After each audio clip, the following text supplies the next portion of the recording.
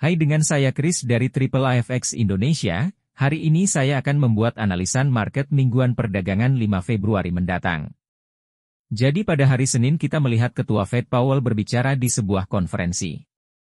Dan meskipun hal itu secara umum dapat menjadi sesuatu yang perlu Anda perhatikan, saya pikir satu-satunya hal yang akan dipedulikan pasar adalah apakah ia mencoba mengklarifikasi konferensi pers terakhir atau tidak. Dia terdengar, saya akan ragu untuk menggunakan kata hawkish, tapi jelas tidak terlalu dovish. Jadi jika dia mengubah keputusannya pada hari Senin, hal itu dapat menyebabkan beberapa efek riak di pasar. Biasanya saya tidak berpikir itu akan menjadi penggerak besar. IMP jasa ISM akan dirilis hari ini pukul 15 GMT di Amerika Serikat. Bisa jadi saham-saham penggerak secara khusus. Saya tidak tahu apakah ini akan menggerakkan dolar. Kami telah melihat banyak masukan dari bank sentral. Perlu diingat, Selandia baru mempunyai hari libur bank. Jadi begitu kita melewati rollover itu di penghujung hari, kondisinya sangat tipis, bahkan lebih dari biasanya. Jadi, pastikan posisi Anda tetap terlindungi. Kita mungkin mengalami kesalahan besar. Pada hari Selasa dini hari, keputusan suku bunga akan keluar dari dolar Australia. Hal ini akan menarik karena dolar Aussie adalah bagian dari grafik yang perlu dipertahankan. Tidak. Segalanya bisa menjadi buruk bagi Aussie. Jadi kita harus memperhatikan. Sebenarnya tidak ada perubahan yang diharapkan. Sebagian besar tindakan akan datang dari pernyataan tarif lebih dari apapun. Ada Gubernur Kanada, Macklem yang akan berbicara hari ini dari Bank of Canada. Mungkin bukan sebuah acara. Nanti setelah itu, Kiwi kembali bergabung. Tidak ada lagi hari libur bank pada hari Selasa. Memberikan angka ketenagakerjaan mereka yang khusus untuk dolar Selandia Baru. Mungkin tidak berpengaruh di tempat lain. Jadi kita punya hari Rabu. Rabu akan menjadi hari yang sangat tenang. Salah satu angka yang mungkin ingin Anda perhatikan adalah persediaan minyak mentah yang keluar dari Amerika Serikat. Bisa berdampak pada pasar minyak jika meleset drastis. Kita hanya perlu menunggu dan melihat bagaimana hal ini akan terjadi karena harga minyak telah mengalami masa sulit selama beberapa hari berturut-turut. Di bawahnya, kita mendapatkan nomor klaim pengangguran mingguan di Amerika Serikat. Mungkin akan diawasi lebih dekat dari biasanya. Ini adalah acara perpindahan saham, mungkin acara yang mengharukan dolar. Namun sebagian besar dari hal ini disebabkan oleh fakta bahwa jumlah pekerjaan sangat banyak selama seminggu terakhir. Jadi kita ingin melihat bagaimana angka-angka ke depan yang keluar. Gubernur RBA Bullock akan berbicara hari ini. Mungkin bukan peristiwa penting mengingat Australia akan mengambil keputusan mengenai suku bunga di awal minggu ini. Dan akhirnya pada hari Jumat, Kanada melengkapi semuanya dengan angka ketenagakerjaan. Itu akan menjadi angka yang sangat terlokalisasi untuk dolar Kanada. Mungkin tidak mempengaruhi terlalu banyak pasar lainnya. Oke, jadi mari kita lihat beberapa grafik. Ini adalah Nasdaq 100. Kami awalnya turun selama seminggu, tapi sekarang di akhir minggu setelah kami tutup. Sepertinya kami mencoba mengancam penembusan minggu sebelumnya, yang akan menjadi tanda yang sangat bullish, terutama mengingat bahwa trader teknikal akan melihat candlestick sebelumnya sebagai bintang jatuh dan menyarankan bahwa mungkin candle tersebut menunjukkan tanda-tanda kelelahan. Hal ini telah berubah secara drastis sejak saat itu. Oleh karena itu, akan menarik untuk melihat bagaimana para pedagang memainkan hal ini di masa depan.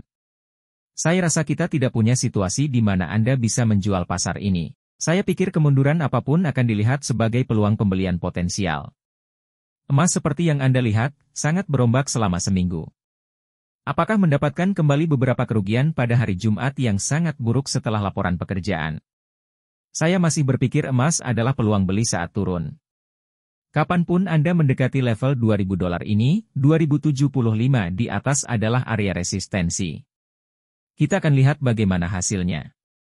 Jika kita bisa menembus ke atas sana, maka pasar bisa bergerak lebih tinggi. Euro-Yen, ini akan menjadi pengaturan yang menarik untuk minggu ini dan pasangan yang saya tampilkan.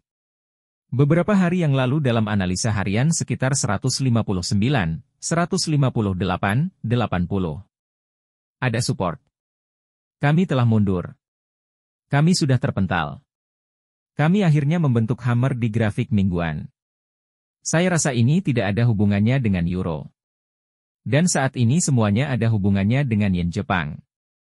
Yen Jepang, tentu saja, akan menderita di tangan Bank Jepang dan kurangnya kemampuan mereka untuk meningkatkan kebijakan moneter. Selama itu masalahnya, saya pikir Anda memiliki situasi di mana Anda membeli hampir semua hal lagi dalam mata uang. Namun euro tentu saja terlihat sangat kuat menghadapinya. Dolar Australia. Anda dapat melihat bagaimana hal tersebut terjadi pada hari Jumat dan dengan pengumuman minggu ini, Aussie harus menyelamatkan dirinya sendiri. Jika tidak maka akan menuju ke level 0,6350. Dan jika hal ini terjadi, kemungkinan besar hal tersebut merupakan pergerakan positif terhadap dolar secara keseluruhan. Pokoknya, jika kita bisa berbalik dan mengeluarkan matanya pada sekitar 66 hingga 66,5. Hal ini dapat membuat Aussie naik ke level 69.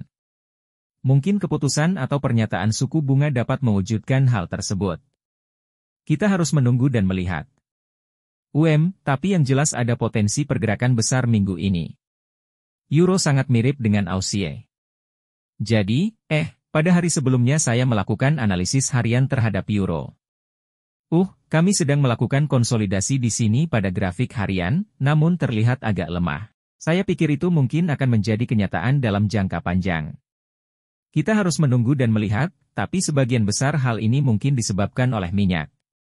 Dan yang menurut saya menarik selama beberapa hari terakhir adalah dolar Kanada bertahan di bawah harga minyak yang lemah. Dan fakta bahwa euro tidak dapat mengambil keuntungan dari hal tersebut terhadap CID memberitahu saya bahwa euro mungkin tidak dapat mengambil keuntungan terhadap dolar AS, dolar yen, mengalami perubahan haluan pada hari Jumat yang akhirnya membentuk palu besar-besaran. Ini adalah pembelian di pasar penurunan yang telah terjadi selama berbulan-bulan sekarang. Saya tidak melihat ini berubah. 1,52 di atas adalah penghalang yang sulit. Saya tidak berpikir kita bisa mencapainya minggu ini, tapi ini adalah area yang akan kita coba capai. Setiap kali pasar ini jatuh beberapa pips, sepertinya ada seseorang yang bersedia untuk kembali dan membeli pasar tersebut. Gas alam terus terlihat cukup lemah. Pada saat ini, kita berbahaya, sangat dekat dengan level 2 dolar. Saya pikir ini adalah area di mana para pedagang terus melakukan, belilah untuk dukungan. Dan kita kurang lebih terjebak di antara kisaran 2 dan 3 dolar. Menurut saya ini mungkin peluang untuk mendapatkan nilai. Saya bukan penggemar terjun dengan posisi besar. Jadi harap diingat. Jika Anda ingin mencoba minyak mentah yang diperdagangkan, minggu yang berat, seperti yang saya sebutkan sebelumnya, titik support di sini adalah 68, dan sekali lagi, di 65. Saya pikir kita akan mempertahankan pasar tetap tinggi. Jadi jika harganya turun beberapa dolar lagi, saya mungkin akan turun tangan dan mengambil posisi. Tapi posisinya menyamping. Anda mungkin ingin menggunakan sesuatu seperti sistem berbasis osilator stokastik, atau mungkin maksi. Menurutku minyak, meskipun dipasok secara berlebihan, akan menarik untuk melihat bagaimana hal ini terjadi karena menurut saya sebagian dari apa yang Anda lihat adalah pasar yang mengeluh tentang kurangnya pemotongan yang berasal dari cadangan federal. Namun, pada saat yang sama, mereka juga harus mengkhawatirkan masalah geopolitik di Timur Tengah. Ada kelebihan pasokan minyak. Jadi menurut saya kita tidak akan bisa mencapai kemajuan tanpa adanya masalah geopolitik tapi, sungguh pada saat ini, saya pikir Anda harus melihat ini melalui prisma pasar. Itu hanya terjebak dalam kisaran S&P 500 awalnya ditarik kembali selama seminggu hanya untuk berbalik sekitar dan menunjukkan tanda-tanda penutupan kekuatan pada 49.53, menurut saya saat ini 5.000 adalah kesimpulan yang sudah pasti. Sekarang, bagaimana kita berperilaku di 5.000 akan menjadi hal yang sepenuhnya pertanyaan yang berbeda sama sekali. Namun menurut saya hal ini akan mempunyai pengaruh yang besar terhadap pasar angka bulat dan karena itu mungkin masuk akal untuk mengambil keuntungan di area itu jika Anda sudah mengalami kemunduran jangka pendek. Saya pikir belilah, terutama di dekat 4.800, itu akan menjadi penurunan 153 poin.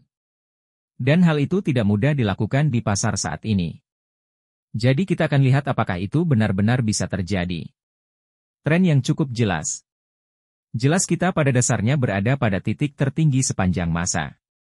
Saya tidak melihat alasan mengapa hal ini berubah.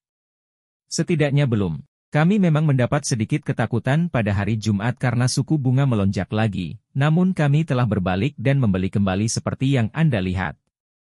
Jadi pound Inggris terus melemah. Ini adalah grafik lain, mirip dengan Europed yang saya tampilkan hari ini setiap hari.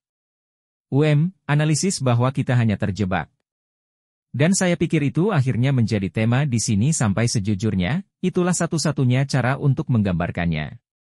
EMA 200 minggu menawarkan resistensi, EMA 50 minggu menawarkan support 12850 di atas, ditembus membuka kemungkinan pergerakan ke level pukul 1.30.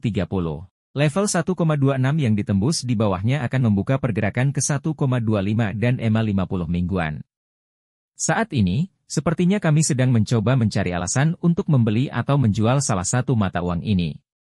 Jadi dolar mengalami perubahan haluan yang sangat baik terhadap peralihan tersebut. Jujur, saya pikir ini adalah pasar yang layak untuk diperhatikan. Ya, trennya sangat menurun, tetapi ketika Anda melihat grafik bulanan, Anda akan melihat bahwa kita sedang menekan area yang sebelumnya support, dan sekarang bertindak sebagai resistance dan perhatikan setiap kali kita melewati sini. Pasar ini telah membalikkan keadaan ke atas. Bank Alam Swiss telah terlibat dalam beberapa peristiwa di masa lalu, dan mungkin itulah ingatan pasar yang muncul, atau mungkin mereka diam-diam melakukannya. S dan B diketahui masuk dan melakukan intervensi di pasar dan mengambil pujian untuk itu nanti. Anda tahu, ini adalah mata uang yang cukup kecil di bank sentral bisa lolos dengan mudah. Jadi, Anda tahu, kita akan lihat bagaimana hasilnya. Jadi euro terhadap dolar Selandia Baru awalnya turun selama seminggu. Seperti yang Anda lihat, kami berbalik untuk menunjukkan tanda-tanda kehidupan. Bagi saya, sepertinya pasar sedang mencoba melakukan segala cara untuk menemukan pijakannya. Jadi, mengingat euro bukanlah mata uang yang kuat saat ini memberitahu saya bahwa dolar Selandia Baru akan terus melemah secara umum, mungkin terhadap sebagian besar mata uang.